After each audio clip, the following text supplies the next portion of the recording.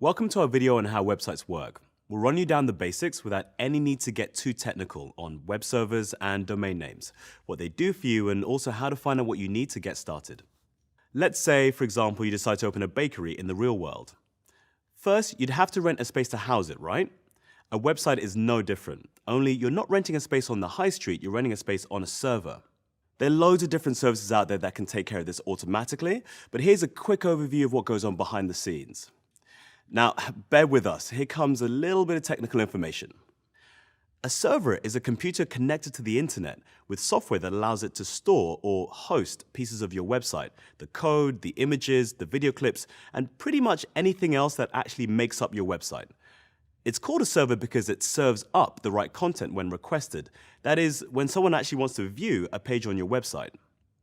Now, there are many companies and services that will rent you space on a server and host your website. It's just like a bricks and mortar shop. You pay an ongoing hosting fee, which is a bit like paying rent, leaving them to take care of the technical aspects of running a server so that you don't have to.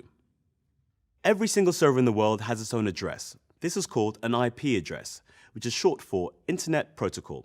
All you need to know is that it's a long string of numbers that means any device connected to the internet can talk to the server and find it. Luckily, you don't need to understand what they're saying to each other.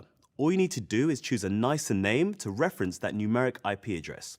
Which brings us nicely to the second part of this video, the web address, or the domain name. Now, your domain name is how potential customers will find you, the same way people would find your real-world bakery, by the sign above the door. It's a thing that you type into the browser window to get any website, like www.google.co.uk or www.yourbusinessnamegoeshere.com. Let's take a minute to break it down.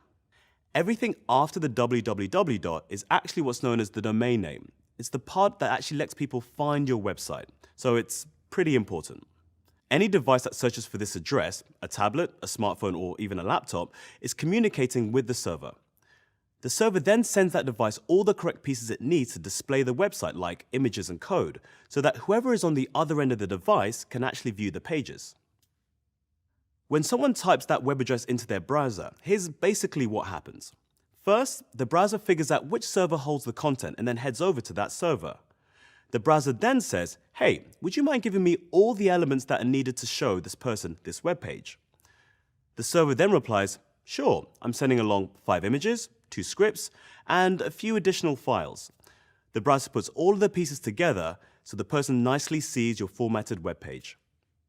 And that's pretty much it, except they'd be talking in really confusing bits and bytes and not English. So that really wouldn't make sense to us, right? To sum up, deciding to build a website for your business starts with understanding how it all works together. A server hosts your site, and a domain name helps people find it.